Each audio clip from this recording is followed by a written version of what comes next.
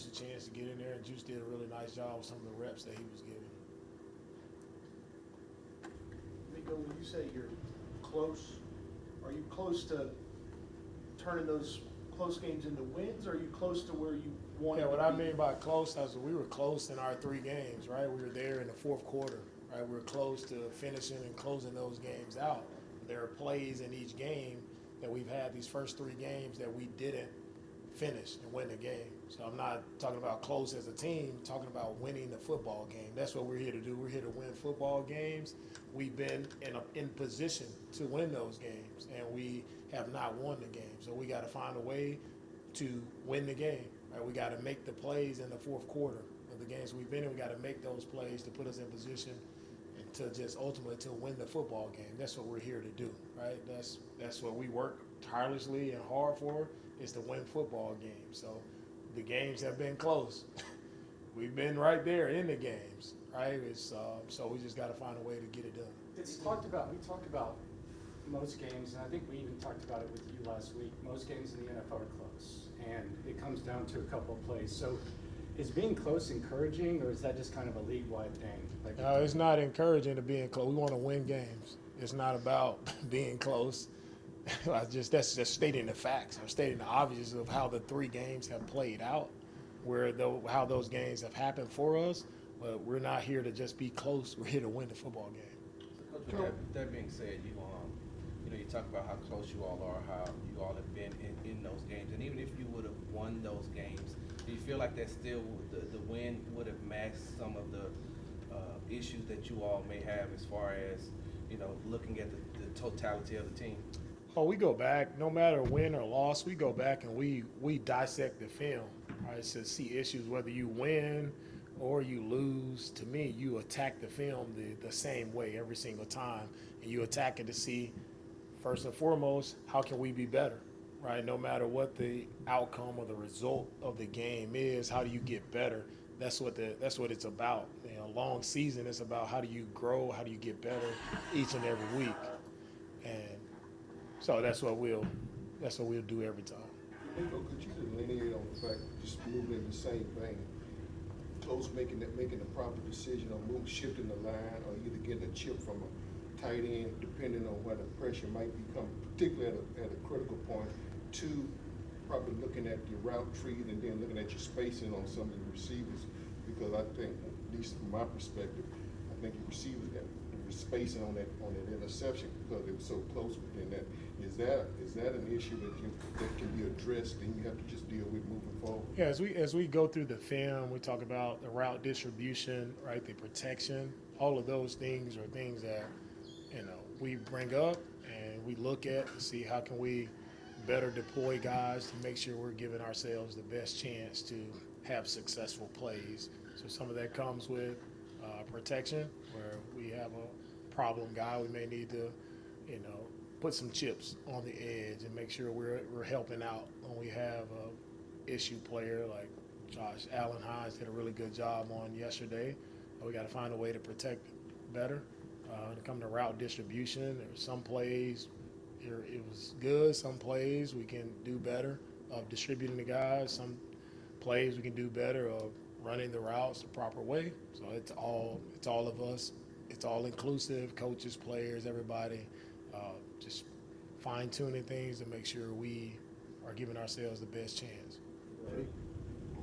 How do you overall feel about the communication on the back end? I feel like there's times where there's a little bit of miscommunication that can lead to a bigger play in the secondary. How do you just feel overall about the communication that's been going on in the secondary? Yeah, when you see a big play that happens on our defense, somewhere along the lines there's a bust in communication. It all starts with communication, and it hasn't been as crisp as it needs to be.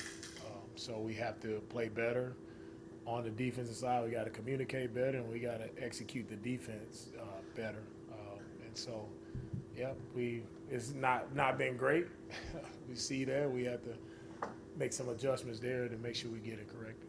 That isn't the answer, but why do you feel like the defense hasn't been able to close out games? I understand the offense put a little bit of strain, but why do you feel like the defense hasn't been able to close out games compared to what we saw in the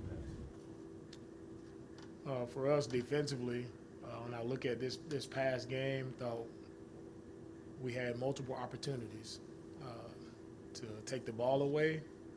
We had one hit us right in the hands. We didn't take it away. We had one in Tampa Bay hit us in the hands. We didn't take it away. We had a couple where we were supposed to be a deep safety. They throw the ball up, and we're not taking the football away. So there are multiple things where we've had opportunities, right, defensively, and we haven't capitalized on those opportunities by being exactly where we're supposed to be, communicating the proper way, tackling the proper way as a unit. The tackling hasn't been up to our standard, and so we have to get that fixed. Do you feel confident that last year we kind of had similar struggles, or you guys had similar struggles on offense? Do you feel confident now dealing with it that you're in better position to oversee it than you were last year? For me, right now with our team, like when you go through each team, like no matter what year it is, like each team has it's faced with its own adversity and different issues that arise. So for me as the head coach, it's a matter of, hey, different set of problems, different set of challenges, and I'm up for it. Like that's why I'm here. Like that's how we'll attack it. We'll get it all corrected, and we'll get this thing going in the right direction. Does this feel different then? I don't compare year to year for me. I said this is a different year. 2023, completely different team. 2024, completely different team. We're here. We have different issues here in 2025, but we attack it the right way. We attack it with the right attitude, and we're gonna get the thing rolling in the right direction. What do you do to change? I mean, you've identified the challenges early on, and if you have the same challenges, what do you do to try to chip away at those? Yeah, you just go through it. You make the necessary adjustments you need to make, right? Whether it's schematically, whether it's personnel, you just make the adjustments that you need to make schematically and see how it improves from week to week. So we'll take a look at where we've been over these first 3 weeks, just take a deep dive and look into it and see, like, how can we, first and foremost, as coaches, it always starts with the coaches, like, how can we put guys in better position? Like, how can we help the players to be in position to get on the winning side of things? So it all starts there with how we plan, how we prep, and how we structure practices throughout this week. And then we cut the players loose and let them go play and let the players go execute and do what they need to do. What is some of the messaging to the team overall, but to some of these young players who haven't been through this type of adversity? Like, you got some players in that locker room that didn't lose 3 games throughout their whole college career, 3 games in a row throughout their whole college career. So how do you keep, those younger players motivated to, as the saying goes in the NFL, 1 game at a time? Yeah, for sure. You keep guys motivated by understanding storms are going to hit you in life. Like whether it's, we do football, but also in real life, like storms will arise, storms will come in your life. It's like when you go through the storm, are you coming out stronger or are you getting ripped apart by the storm, right? And so there are different people who can handle the adversity and the storm that comes. It's like, how do you handle it? You got to remain resilient. You got to remain strong through it. And it really tests your character to see who are you truly as a player, as a man. Like, how are you? Who are you? And we'll see that. Like, we'll see how we handle this as individuals. We'll see how we handle this as a team. The last team to go to start the season 0-3 and still make the playoffs was the 2018 Houston Texans, and in the midst of that they had that 9-game winning streak. Is that something that you could see this team doing as far as getting it back on track and ending up like they did? Yeah, I did not know that. So thanks for the history there. But anything can happen. Anything can happen. It all starts with us, first and foremost, just playing cleaner, right, and protecting the football. Like, I know we were in position there again, like to turn the ball over 3 times, to only take it 1 time. I don't care who you're playing or when you're playing. It's going to be hard to win that game. We can try to point fingers here or there, this and that. We have to protect the football no matter what it looks like. If we want to see ourselves, start down that track, we got to just make sure we're protecting the football, taking it away when we have our opportunities, and just playing cleaner, finishing the proper way. You talked about the defense before. the general sense is if we take care of our business, we don't care as much about how the offense that we're playing that week operates. Offensively with your team, has some of the mistakes they've made allowed the opposing defense to sort of dictate how things go? And is it just simply cleaning up their own mistakes so that your offense can dictate how? Yeah, for sure. It's never about the opponent to me, especially when you have the penalties that we have on first down that puts us behind the sticks, right? That has nothing to do with the opponent dictating anything. It's things that we control, and if we handle that the right way, if we make sure we got a proper hat on the hat in the run game, we make sure we're executing the passing game, going through our progressions the right way, hitting the receiver, like those are all things we control, not necessarily a defense is dictating to us anything. We just got to control what we control and press forward. There was a moment in the fourth quarter where the cameras got you frustrated and you kind of urging the offense along. Were you hoping for more urgency from the offense at that moment, or what was frustrating? Who says I was urging the offense? Well, it just looked like you were doing this, and What does that mean? Just because I'm doing this, that doesn't. And there were some people who saw the words coming out of your mouth, but I wanted to ask you and not assume. Yeah.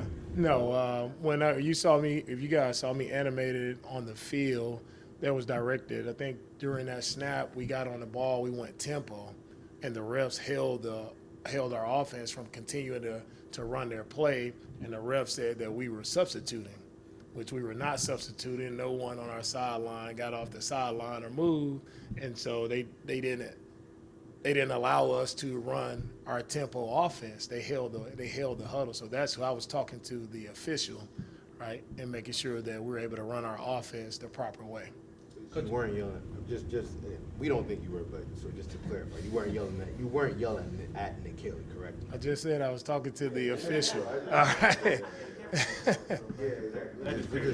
No, I was not yelling at anybody on our sideline, any coaches, any players.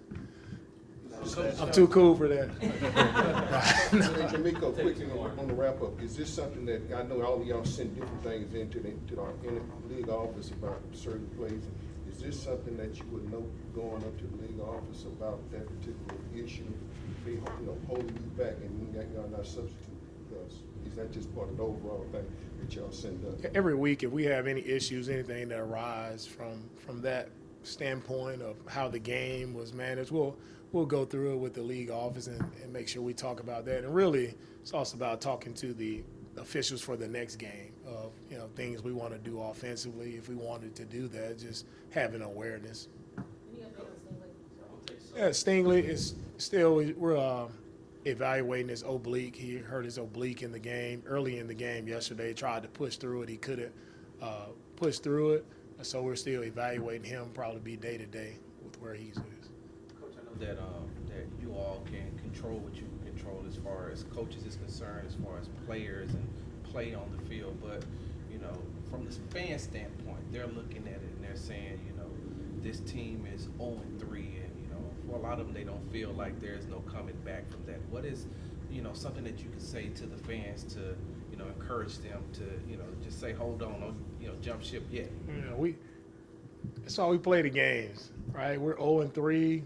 We don't want to be 0-3, but that's the matter of the fact. That's where we are now, right? We have to go out. We have to play better. So for our fans, just continue to support us. If you want to, I know how everybody gets rowdy, everybody gets upset. You should win every game. I get it. We're trying to win every game. We're working hard. We're doing our best. We just got to go play better to make sure we give our fans something to be proud of. All right. Thank you, guys. Coach, apologize about that. Oh, you're good, man. I apologize, man.